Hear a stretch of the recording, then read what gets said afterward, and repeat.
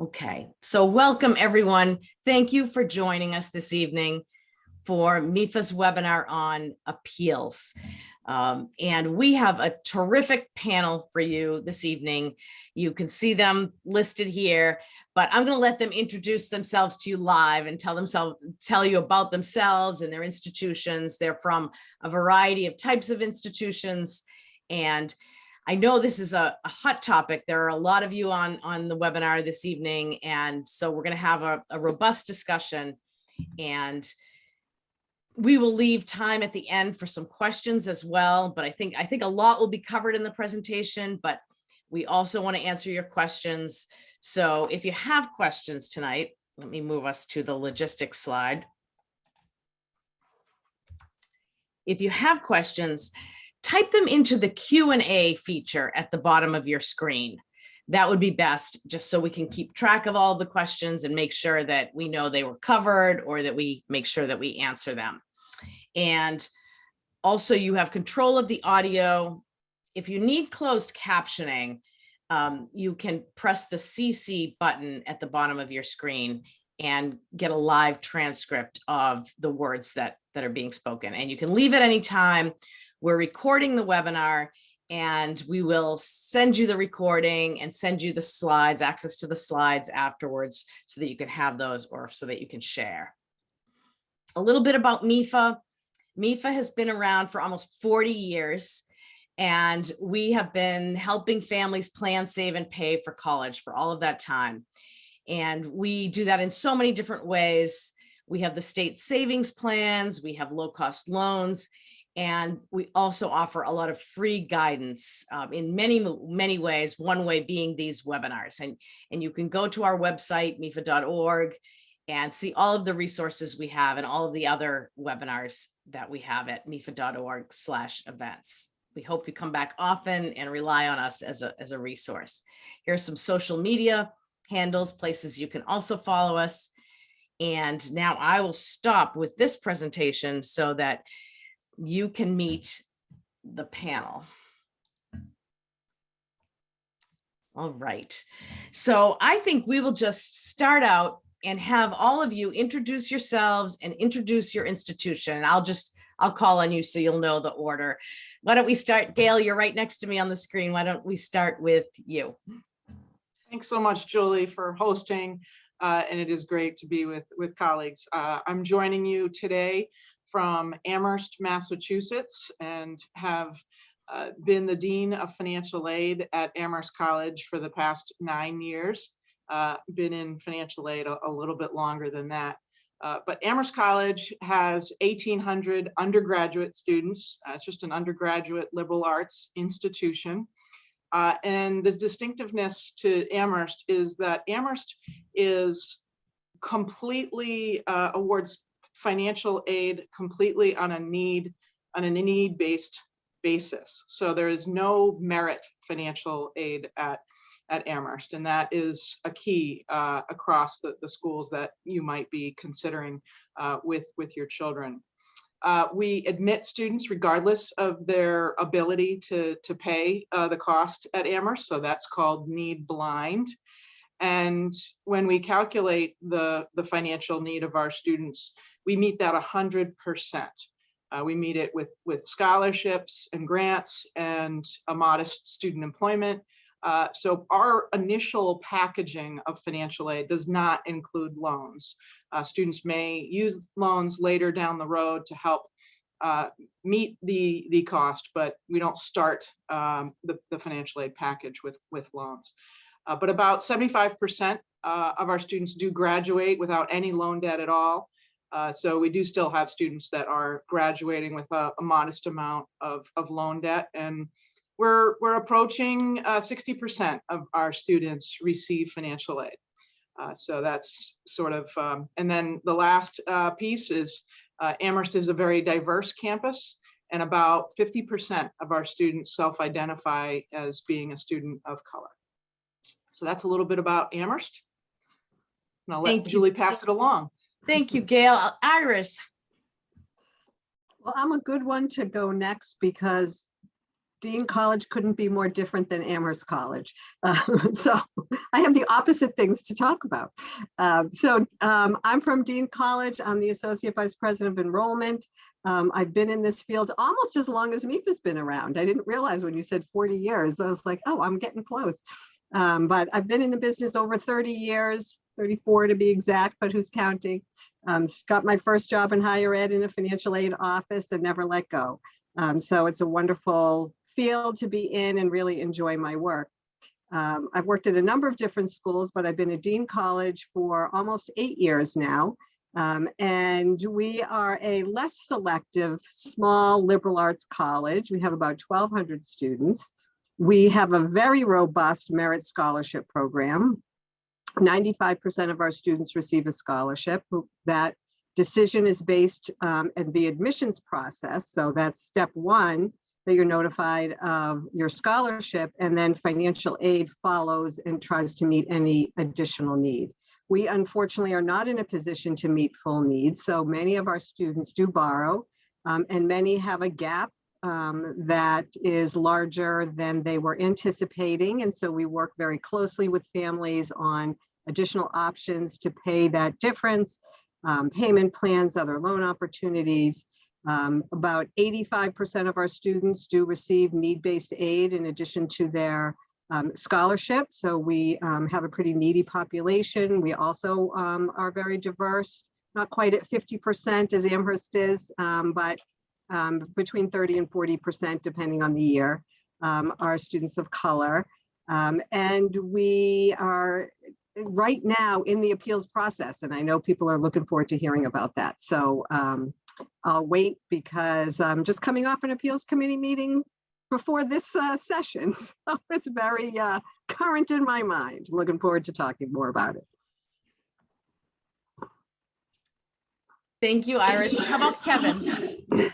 Kevin, thank you for inviting me tonight. My name is Kevin Deruosi. I'm the Associate Director of Financial Aid at Salem State University. I actually just started my 18th year at Salem State last month.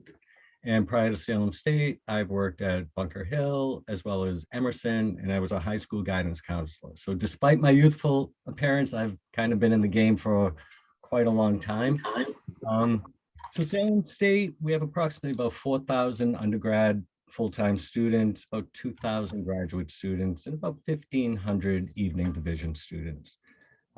Most of our aid is need-based. The majority of our aid is need-based. We do have some merit scholarships that students don't need to apply for. They're assessed at the application stage and, assigned any merit-based scholarships on top of their need-based aid.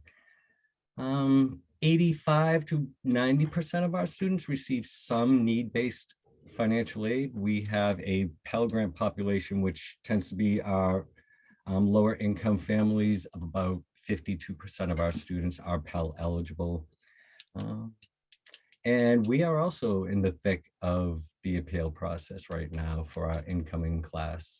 So I'm excited to be here and share what we do at Salem State and learn what other schools are doing so that maybe we can kind of steal some of their ideas. Thank you so much. And Ryan. Good evening, everyone. My name is Ryan Forsythe. I am the Vice President for Enrollment at Worcester State University. Worcester State's a liberal arts, medium-sized, regional serving public university on the west side of Worcester. And Worcester State is an institution that has both need-based and merit-based aid. Absolutely thrilled to be with you and can't wait to hear more about the conversation. Thanks, everybody. And Melissa. Hi, thanks, Julie. My name is Melissa Metcalf. I'm the Associate Director of Undergraduate Financial Aid at Boston College.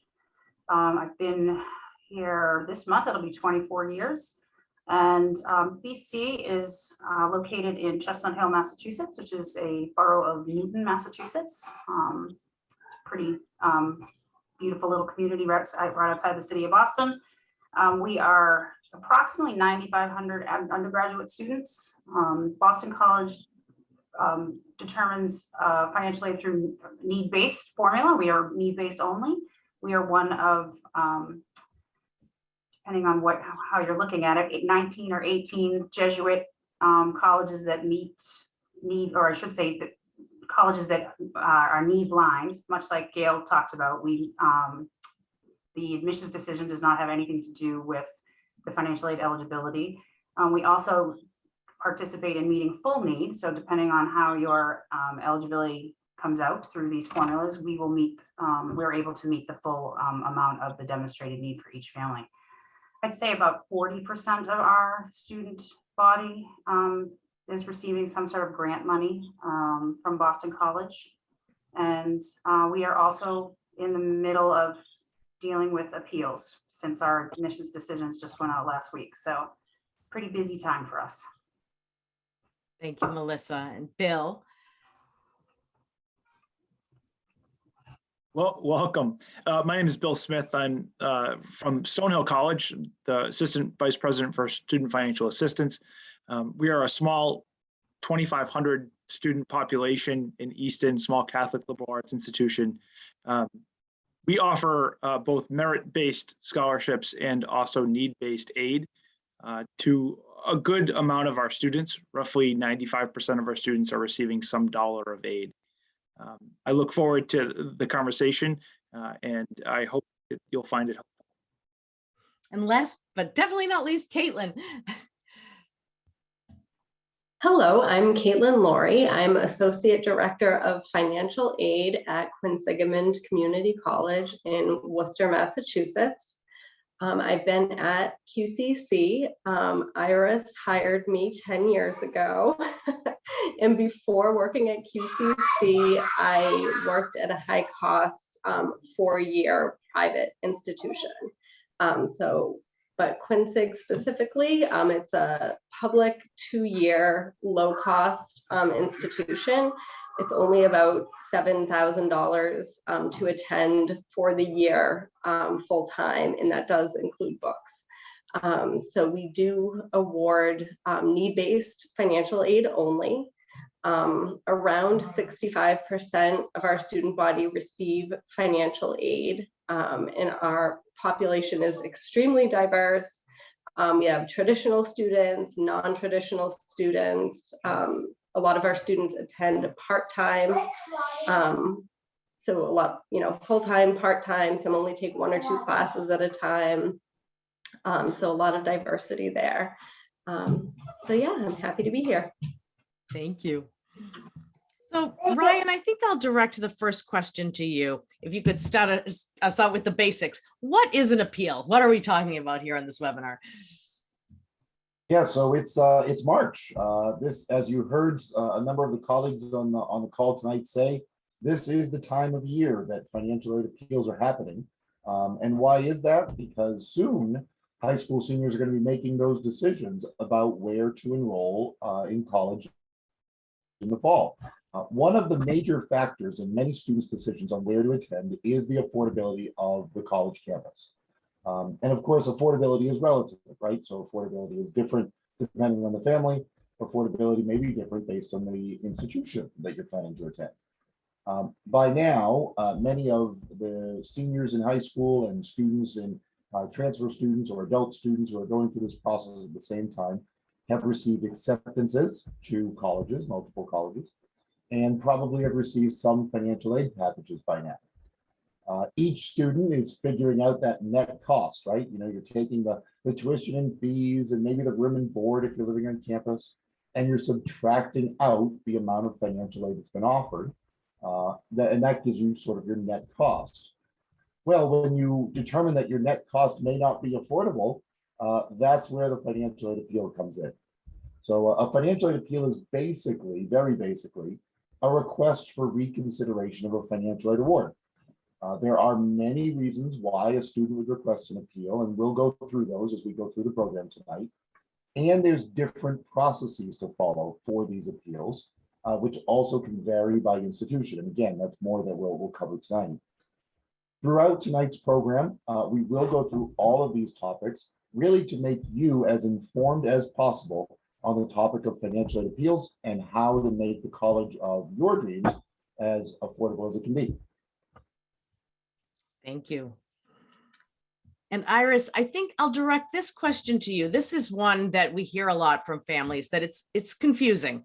Sometimes students receive very different financial aid offers from different institutions. Can you talk a little bit about why that is? Sure. And this panel is a great example of that. So hopefully the audience that's joined us tonight gleaned a little bit of that, even listening to Gail and myself in the approach that an institution has. And so there are some schools that only base their financial aid on the demonstrated need. They do not have a merit program. They tend to be very competitive colleges that are in that situation that works for them. And then there's colleges that are also many colleges tend to be not in that elite group of the colleges that are meeting financial need and are highly selective, but that it's much more competitive for us to get enough interest for enrollment. And so we want to give you good reason to consider our colleges. And we want to award merit to you to let you know how much interest we have in you. So even among the merit scholarships, many out there probably saw a range of merit scholarships if you were applying to schools that have that. And that might have to do with how competitive and attractive you were for those colleges. So if you're, looking at Dean and you're looking at a school that's much more selective than Dean that also gives merit, you might get a lower scholarship at that school and a higher scholarship at Dean, because where you kind of fall in the ranks of the applicants of that school might vary. Are you at the top of the range? Or are you at the lower end of the range? That can make a big difference. And then just whether or not a college can meet your demonstrated financial need or some portion of it, and that also will vary from one college to another. So all of those reasons are probably the primary reasons why you might see some significant differences. And believe me, I get how confusing it is. I've worked at 5 different colleges and universities. Every single one of them awarded aid very, very differently. So it's been interesting for me as I've moved from one college to another.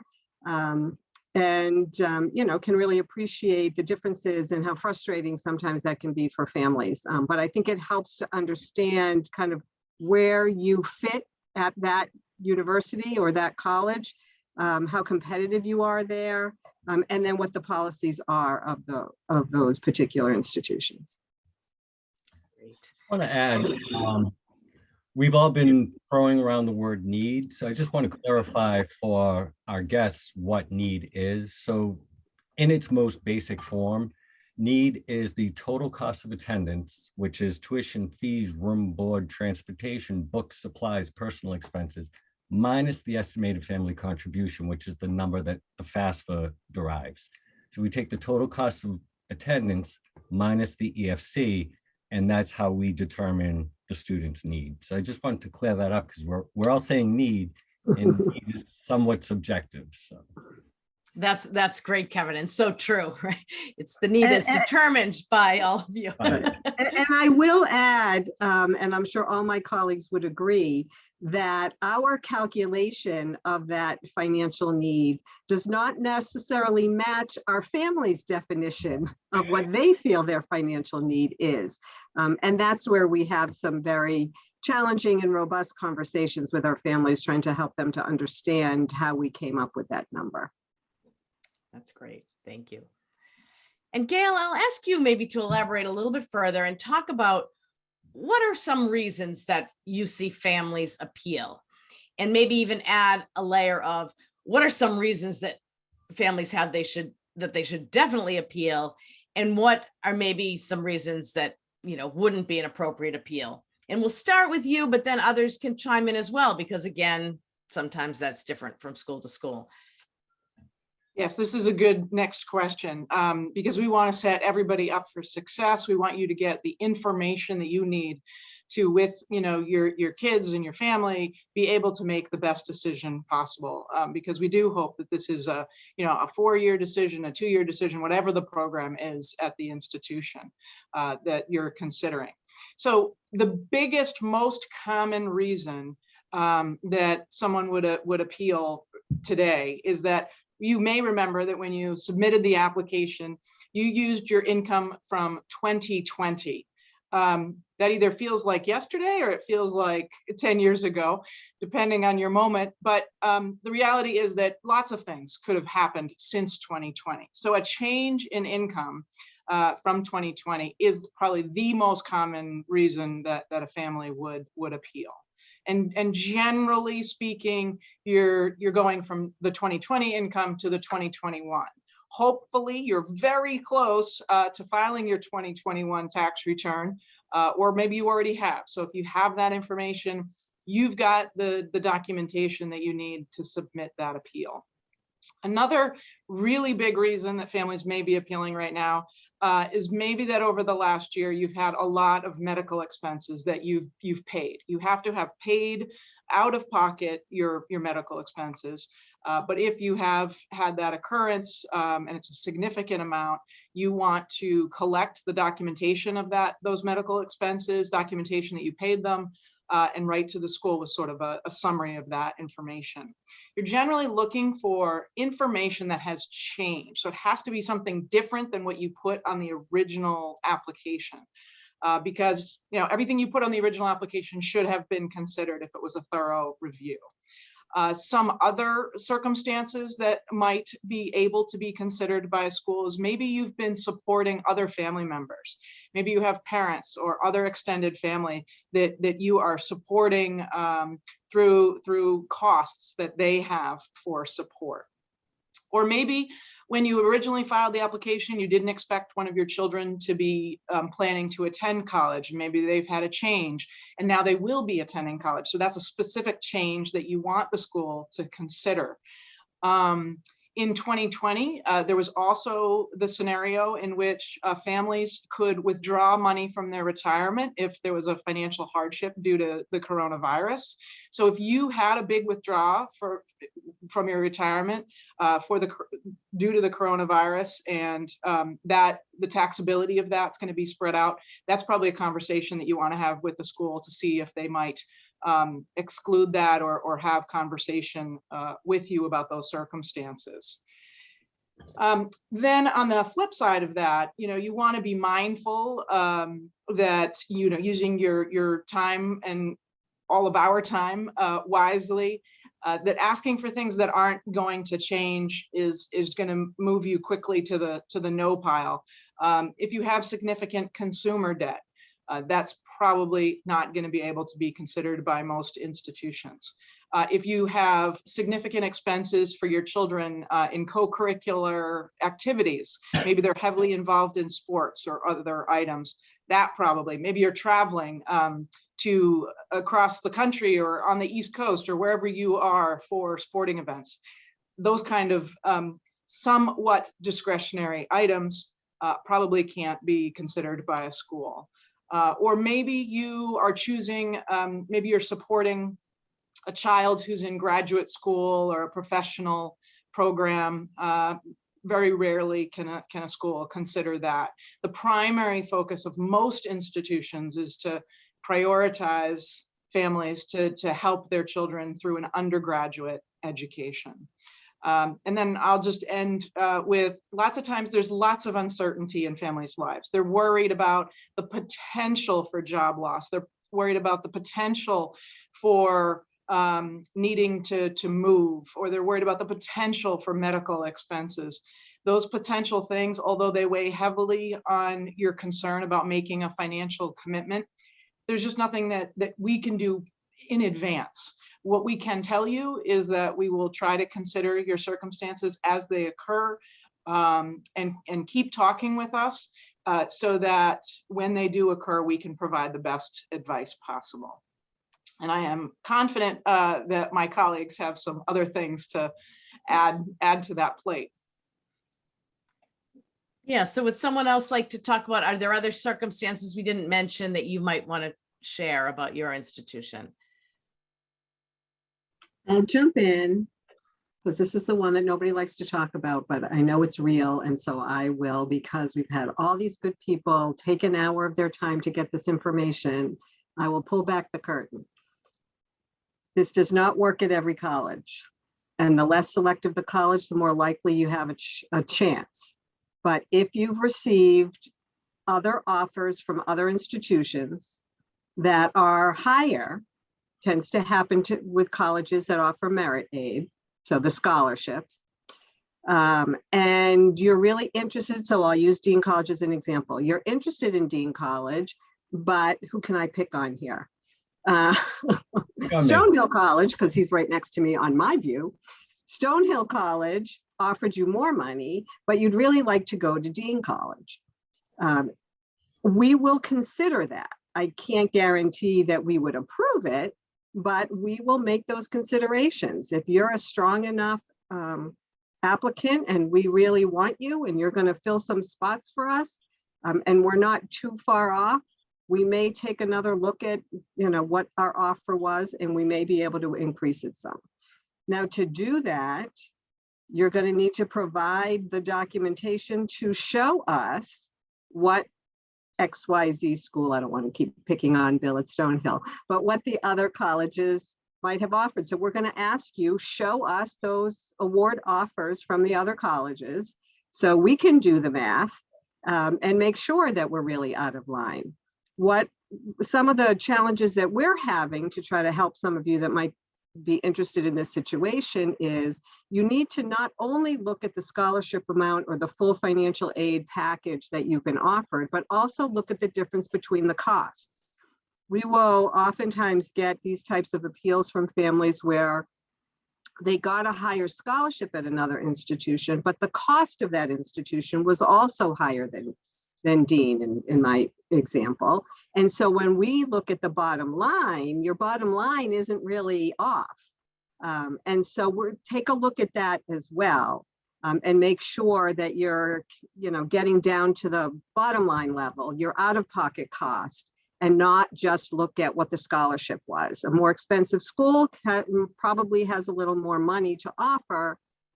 And so that might be where that money's coming from. So just a tip along those lines. It's worth a shot. College might say no.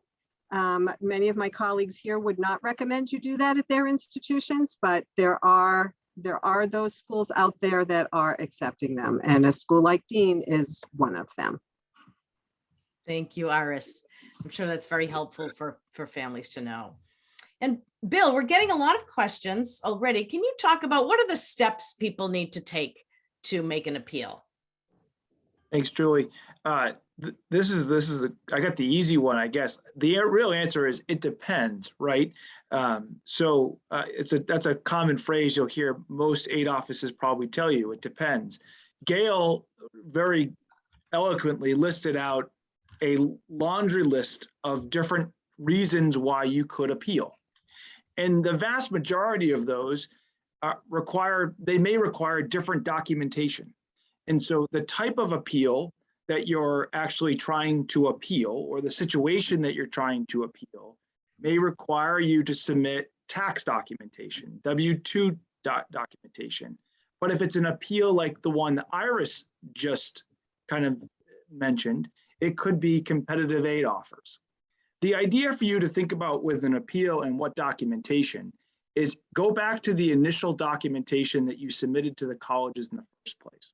So the vast majority of you have applied for admission and provided a great deal of information there. And then you've submitted financial aid forms, either through the FAFSA or the CSS profile, or both. And in some cases, you may have also filled out an institutional application.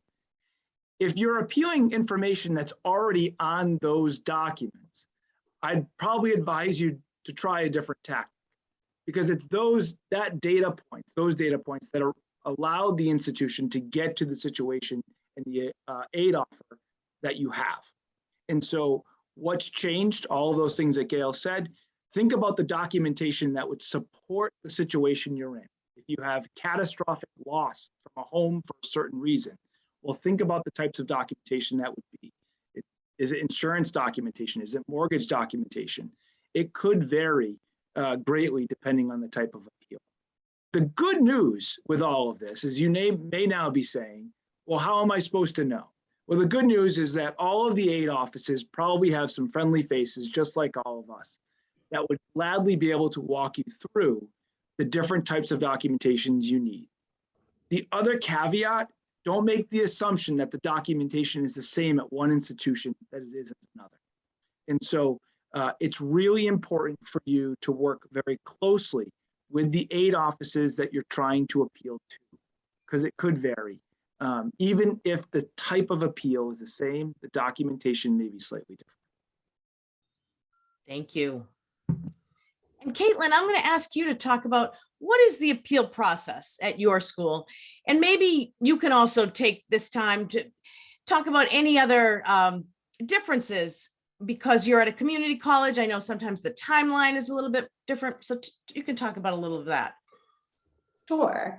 So at Quinsig, when someone, expresses that they had a change in circumstance and wants to appeal their financial aid, the family is kind of directed towards a counselor who almost does like a little bit of an intake with them to sort of identify, what is the basis of this appeal? What is the sort of change in circumstance? Who had the change? Because at Quinsig, it could be the student themselves, it could be their spouse. Where in the more traditional schools, it's often just the parent who's experiencing this, loss of income or something like that. So it's, what is the basis of the appeal? Who had the change? And when did this change occur? And then once we kind of have that information, we sort of steer them in the direction of the kind of documentation that they can submit to support the basis of that appeal, kind of like Bill mentioned. So it's frequently copies of tax returns, W-2 forms, a current pay stub, receipts of medical bills that they actually paid out of pocket. So the receipt of payment, not the actual bill, and things like that. So, and then we sort of we require like a letter, a detailed letter of explanation, and then all of the the documentation that goes along with it. It's important to remember that documentation is required. Financial aid offices get audited every year, and we need to, show, this is called professional judgment. So we need to show how exactly we got to the number that we arrived at. So just keep that in mind. Documentation will always be required, no matter where you're appealing. And so some of the differences in the community college sector are frequently people are not using the appeal process to make the determination of whether or not they are going to attend your school. Usually the decision has been made and they are appealing to perhaps reduce the balance that they owe from $750 to $200, or it's the difference of whether or not they have to borrow a $500 subsidized loan or something like that. So typically, not always, but usually, at the community college level, this is not going to make or break the difference of them attending. And then another difference, at the community college level is that we do this all year long, whereas the, four-year schools, typically it's this rush of, February, March, and April, because everyone's trying to make a decision by that May 1st deposit deadline. Whereas at QCC, it's just all year. It's a steady flow. I don't think the volume is as high, but it's definitely just a steady flow all year long, not a mad rush during one particular time of year. Very, very helpful. And Melissa, I think some of this has been touched upon, but wondering if you can talk a little bit more about the timeline. And then there are various questions all with this in mind, which is, what if a family knows they will have future financial issues? Can they appeal now? How is that addressed? And I'm going to actually read a specific question that came in here to the Q&A. So this person said the husband retired last June and the income will be changing in the coming years because there isn't a full pension there. And they didn't appeal, and now they're asked for a lot of information, taxes, and they're just wondering, is this normal? Or how else do we show concern about future changes? Okay, that's a big question. I know, So- sorry. No, it's fine. To get to the timing of it first, everyone's mentioned this a little bit. Again, it depends on the school. It depends on the reason why you're appealing. If it's a merit-based school, I'm sure those are conversations that could happen at any time, particularly now. If you're looking to match an offer from another school, again, those could happen at any time. When it's a loss of income or a change in income, it really depends on the school and the time of year. For instance, I know Gail mentioned where you were asked to use 2020 income in your application process. She then mentioned, hopefully, you have 2021 done almost, and you can use that. But at Boston College, we wouldn't be using 2021. We would use what is currently happening right now in 2022. So, which makes it harder on families because every school will do this differently. But because of that, depending on when you've applied and when you've been accepted, if you're part of the ED1 and ED2 process, 2022 hasn't even happened yet for you. So we're not going to be doing any sort of appeal in December of 2021 with the future year in mind. Regular decision, we tend to look at more carefully and try to project current year income for families. But the timing matters depending on why you're appealing. With regards to circumstances like retirement and future events, I think it actually was Gail who also mentioned this, at least most need-based schools will react to an event once it's already happened and not what may happen in the future or what will be happening in a year or two. And so I think to keep in mind is not only are we looking at the FAFSA, but some of these schools are profile, we're looking at taxes, we're looking at household income, and it's really for these need-based schools, it's a snapshot in time. It's measuring your ability to pay by looking at all of your resources. So it's not necessarily your cash flow, for each month after your bills are all paid. So for a retirement issue, it may be that when that tax year comes up and we review it, that's when we'll take a look at any decrease of income. But again, it all depends on the school and their level of funding and whether they can meet your need or not, and their specific policy. And we could go on all night about this, so I don't know if anyone else has anything to add.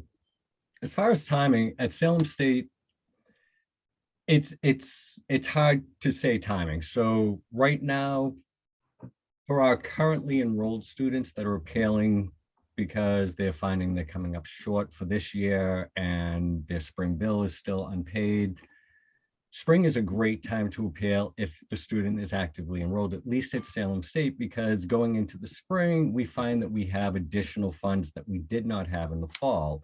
And that's through the process of students graduating in December or students, not coming back in the spring. So we can be a little more flexible with our spending in the spring than we can in the fall, because in the fall, most of our funds have already been accounted for.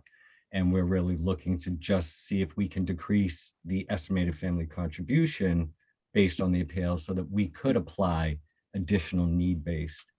For our incoming class, right now is the time because we are still, awarding our incoming class for the fall. So it's all about timing. But if something happens today, definitely appeal. Whenever the situation, if it's unexpected, which most appeals are due to unexpected circumstances, don't wait. it doesn't hurt to just kind of contact the school and ask. Instead of going through the whole process of filling out the forms and call the school first and say, hey, is this something I can appeal? And we will tell you honestly, yes or no, if that's an appealable reason. We may say, you know what, why don't we wait a week? If somebody has just recently lost their employment, we may tell you to wait a few weeks to see if you'll be collecting unemployment, or to see if this is just a short time hiccup in your family's finances. Bottom line is basically contact the school. We love speaking with parents and students. You know, I know me personally, sitting behind my desk, just crunching numbers and doing stuff. I like engaging with students. I like engaging with parents. And it would help to cut down on your frustration to go through all the steps only to be told that's not an appealable decision. So. Yeah, I think Kevin makes a good point about it doesn't hurt to call and talk to the financial aid office. A lot of times the family will call with a certain appealable issue in mind, maybe not something I can do anything about, but in talking to them and hearing more about their situation, there may be other things that I can do within that formula that creates more eligibility. So I would definitely recommend to call. It may mean that we wait 3 months. It may mean that we may wait to the mid-academic year, but most schools, at least those that have the funding to do it, are willing and able to help families. It may just be in future months or with other data elements within the analysis. Yeah. And also in terms of that timing, lots of schools right now are having events. They're having events so that you can get to know their campus, whether they're virtual or whether they're in person. And it's really important, clearly, to focus on academics and services, but almost always schools are also offering times to speak with financial aid officers, appointments. So maybe you can do a virtual, we're doing virtual appointments, we're doing in-person appointments. Hopefully more schools are getting back to the, some in-person events. So take advantage of that. Get to know your financial aid officer, come talk to them, and I'm sure you will learn, something from that visit. But we want to meet with you. We want to start that relationship. And we want you to see our campuses and all that we have to offer. And one follow-up I had for you, Kevin, is maybe you could just talk a little bit about how else would you manage a family's expectations around this process? Sometimes they ask, how much can I appeal for? I guess it comes down to know your audience, know the school that your child is interested in attending. Salem State, as I said, we do not meet full need. We don't have the level of funding that my colleagues may have at their schools. So we had Accepted Students Day last Sunday, and a parent brought me their child's award letter from a four-year university, which isn't represented here on the screen. And they had a great financial aid package. It was $25,000 in scholarships and their direct loans. Salem State, we offered the student 12. And the parent said, can you get me closer to this number? And we couldn't. There was no way for us to do that just based on our level of funding. We don't match other schools' aid awards.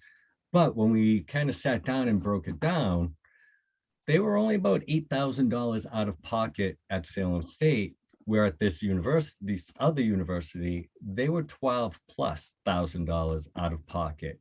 And so it's very, very important to look at the bottom line. As Iris said, I think it was Iris, it's not just the dollar amount of the award. You really need to look at the out-of-pocket expense, because in this circumstance, our financial aid package was significantly less than this other university's, but their four-year out-of-pocket cost was going to be significantly less if the student chose Salem State.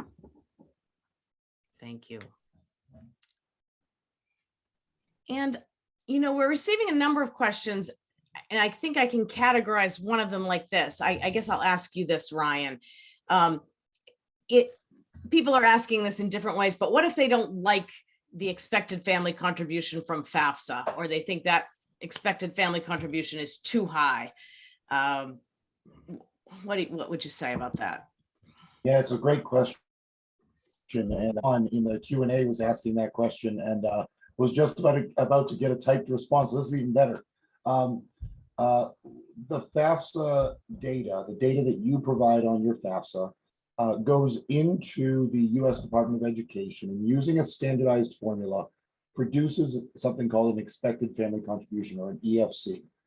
And that expected family contribution is standardized across all FAFSA applicants. So it certainly might not be the number that we would assign to ourselves, but it is a number that is assigned based on a very standardized calculation for your family in comparison to all of the other families that are applying for financial aid help through the FAFSA. If that EFC is just way out of whack, right? If you are a family that is making it on, family of 4 making it on $50,000, but the FAFSA says you can afford to pay $100,000 a year for college, well, then that's pretty obviously out of whack. And that's probably the result of maybe a data entry error or something else. Similar to many of the other questions or answers you've heard tonight, the best way to handle that is to contact your financial aid office. Let them walk you through what kind of information they see. It's not that uncommon that we will get a question like this from a family. We'll go into the FAFSA and we'll find that a decimal point slipped a little bit. And instead of a family having $10,000 worth of assets, they have $1 million worth of assets. And that can really affect a student's eligibility. So check with your financial aid offices is pretty often going to be your best advice. And it is possible that perhaps that EFC would change after confirming some of that information. Thank you. And I don't know if someone would like to answer this too. Another grouping of questions I see here are, finances are a very sensitive subject, and families feel a little anxious about it. And people are asking, am I going to come across like I'm asking for a handout and that's going to hurt me, and then the school will take away the aid I already have? Or there's another question about, a family who is not able to have 2 incomes because of their situation. They only have 1, and will they be judged? And so I don't know if someone would like to take that on to just talk about how you all look at these situations, and I know how you do. I'll jump in and then others can comment. We are not judging you. So let me just make that clear. It will not hurt you. We encourage it. If anything, we wish more people would talk to us and tell us their story. Somebody said to me once, I don't know if I completely agree with this, but I'll share it, that it's like talking to your doctor. Yes, it's uncomfortable stuff. You're not used to talking about your finances in so much detail. You don't talk to your family. You might not be talking to your children about this. And to share it with these strangers is very uncomfortable because you're not used to talking about it, and feeling this level of judgment. And similar to having those kinds of conversations with your doctor about your medical situation or your mental health situation, and your doctor's not judging you, your doctor wants to help you, we are in the same boat. We want to hear your truth. We want to understand your circumstances, like Melissa mentioned. The original conversation was not something that they could help with, but in talking to the family further and probably diving a little deeper, found some other nuggets in there that might be really useful to help the family. So the more generous you are in sharing your information, the easier it is for us to help you and at least be honest with you if we can or can't. And I have, even at Dean, I have been in situations where I've really tried to be as truthful as possible and tell a family, as much as we would love to have you here, you're right. We're asking you to borrow money in order to make it work that exceeds what you should do. And unfortunately, we can't, because we're not as wealthy an institution as some other institutions. We can't help you the way we wish we could. Dean probably is not the best place for you to be. And we'll try to be really honest with you on that, to try to help you make that decision, as difficult as it is. We hate to have to say that, but we don't want to bring you to college for a year and then you decide it's way beyond your means. And now your student you know, in your mind, you're like, we'll figure it out. We'll make it this first year and we'll find a way to do it. And the reality is, unless something changes significantly, it's probably not going to get better for your family unless you know something's going to be changing. And now you're putting your student in a situation where they've made the connections, they've made friends, it's become their second home. And now you're telling them they can't go back. So make that tough decision now before they get started. It's hard. And, you know, many parents of the generation two, we didn't say no to our children very often. And now here you are, maybe this is the first time that you're having to say no, and it's crushing and it's dramatic. But in the long run, it will be the best decision that you'll make. And your student will appreciate it later. They won't appreciate it today or in the coming months, but they will appreciate it later. Thank you. Melissa, we just have a quick question that asks how can a family give income documentation for foreign parents that are currently in another country, even though their child is going to school here in the US? Sure. So clearly in most foreign countries, there's not US tax returns filed, but they still, in most cases, have some sort of income statement or some sort of documentation of what they've earned for that year. And we would just ask them to submit that paperwork or something in writing. Often it comes as a letter from the employer. So it doesn't have to be a US tax return. We take all sorts of income. Thank you. And Gail, I'll ask you. Oh, I'm sorry. I wanted to mention too, I don't want to take up too much time, but there's lots of conversation about the FAFSA and the FAFSA EFC. And I just wanted to mention that for the schools that are doing need-based aid, like an Amherst or a Boston College, probably a Stonehill, we also use the profile and are not necessarily using the FAFSA EFC. So I know it's one more thing that families have to think about and decipher how it's done from school to school, but it's the institutional EFC or the institutional formula, as it's called, can be very different from the FAFSA. And I just wanted to mention that so it was a piece of the information that families have in this big puzzle. Thank you. That is helpful. And Gail, I was just going to ask you this question, which is there are a couple of questions about families having, you know, either a student having parents who just aren't willing to contribute, or even a married couple, but one of the couple doesn't really want to contribute. Can you talk about that just a little bit? Yes, and I'll just tack on to, you know, what Iris said, that the challenging conversation about sacrifice and what is a reasonable sacrifice for your family and what's possible over the course of that school's degree term is really important, and needing to have that conversation today rather than 2 years from now. You know, there is sometimes the narrative that those of us in financial aid are gatekeepers. We're not. We're actually the gate openers. Yes, you know, admission, they do sort of the glorious work of admitting all these students, but it's really financial aid that's making it possible, whether it's a merit offer or a need-based offer, you know, but we are trying, we give out all the money. That's the bottom line. Every school here gives out all the money they have. There is no a bonus program. I get no commission for any money that I save that is not spent at the end of the year. Most of the time we overspend. So, you know, that's why every school is just trying their best to give out as much money as possible. So if you're not being offered money, it's because that school has families that have even lower, you know, income or resources than you do, and they need to give something to those families. But really talk about how much indebtedness are you and your family able to incur? What does that look like over, you know, 2 or 4 years? Because you want to project that out and make good decisions. All of our institutions are great institutions, and students are going to get, a great degree, but that doesn't mean that our institutions are right for everybody.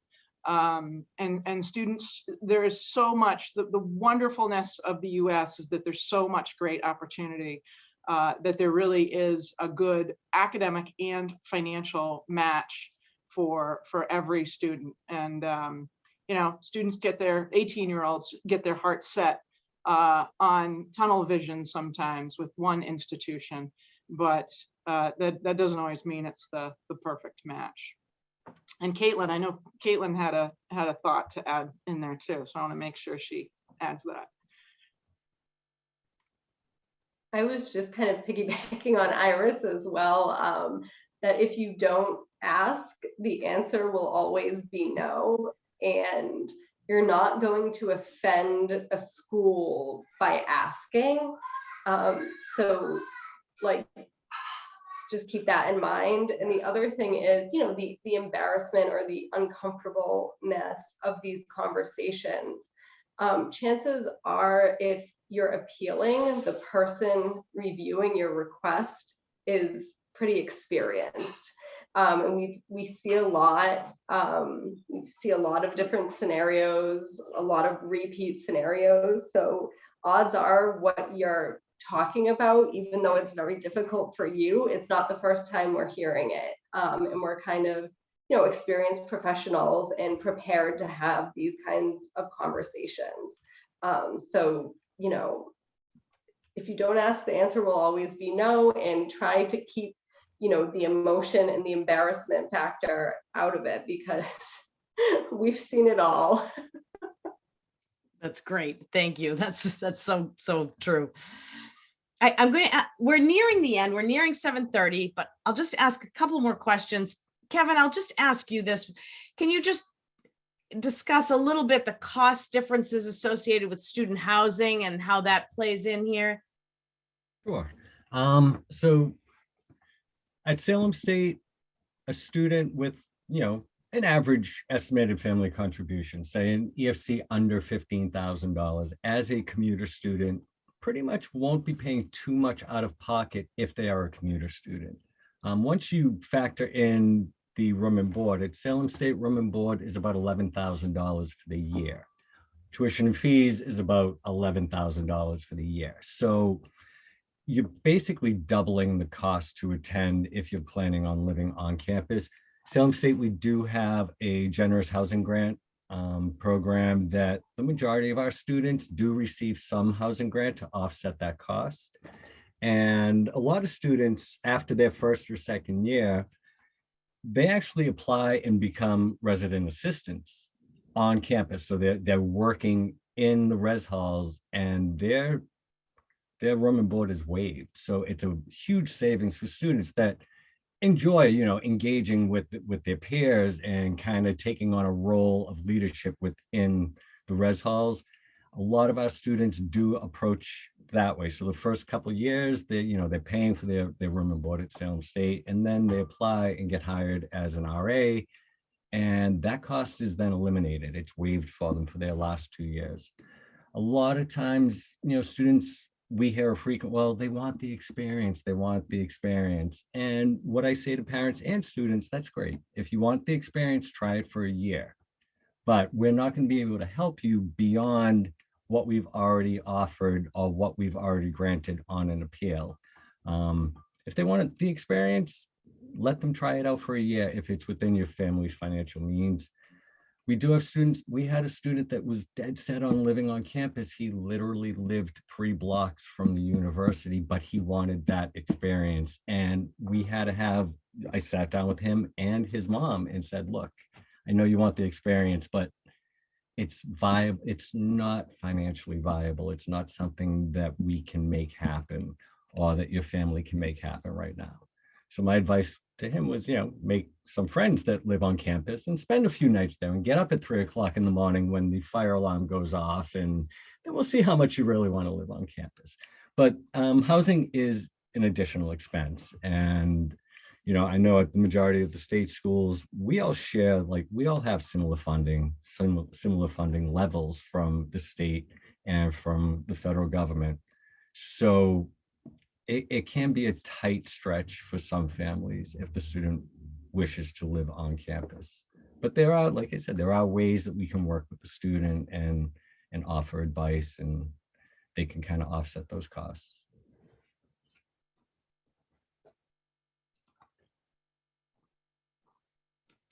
You're on mute, Julie. Thank you. I was going to ask Bill this question.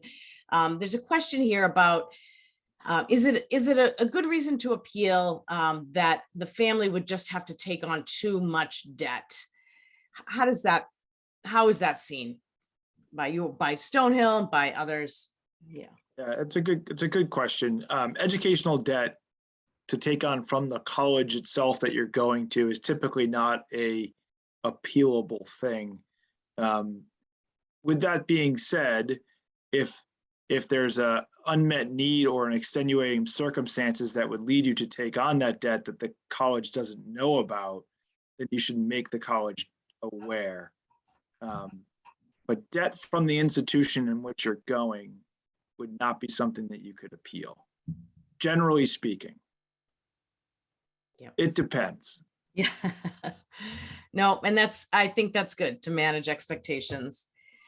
And, we're nearing the end. I guess, Ryan, I'll ask you, can you say a few words about parents and students, working together at this time of year, trying to look at all these different financial aid offers, trying to make a decision, trying to submit an appeal, and how can you work together to help this be as smooth as possible? Yeah, today, many students do make those decisions with their families, right? It's even more popular perhaps than it was just a decade ago. And I have teens and preteens in my house, and they communicate very well all the time. Never any closed, they were just dying to have a conversation with me, especially about money. And those conversations, I think maybe it was Gail earlier, or maybe it was Caitlin earlier, that said that those conversations are uncomfortable, right? They're not comfortable.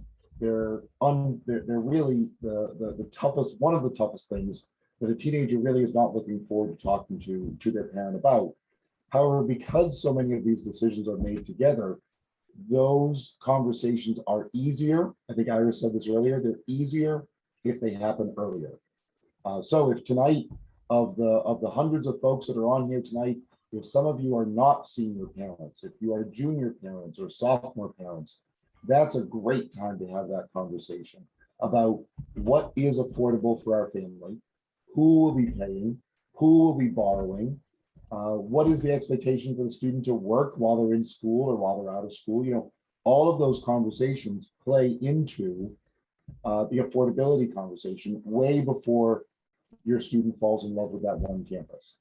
And in addition to that, when you get to the point when you're appealing for financial aid, then you have even more transparency between parent and student as to what the financial picture is for your family. Really putting down exactly what the chips are able to handle. And again, all those conversations are easier, better, usually more fruitful the earlier that they happen. Thank you. Does anyone else have any last comments to make, any other wisdom to share? And I know you've all seen some of the questions people are asking as well. I just wanted to give you a chance to share some of that experience and wisdom as we head out. I'll just reiterate, it never hurts to ask. The worst that we can do is tell you no. It never hurts to ask, because on this screen we have well over probably 300 years of financial aid experience between all of us. So we're used to working with students and families to kind of come up with solutions to try to figure out alternative plans. And as Caitlin said, if you don't ask, the answer is going to be no. So it doesn't hurt to ask. Thank you. Anyone else?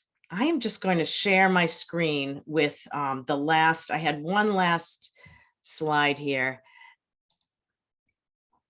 that I wanted to put up, just about some last minute steps you can take and some future webinars that you could attend from MEFA. So I wanted to put that up. And let's see. And I think we answered most of your questions. If there's a question that didn't get answered, please feel free to reach out at any time and we will make sure that we get you an answer for that. Other than that, I just want to thank our panelists for sharing all of that great information. And I want to thank all of you for attending, for asking great questions. This, was such an engaging session. So I know we all wish you good luck with all of it, and please do ask more questions and reach out if you need additional help, either to the colleges or to us, and we can help you with some of these questions. So thank you all so much, and I hope you all have a good evening. Thank you. Thank you.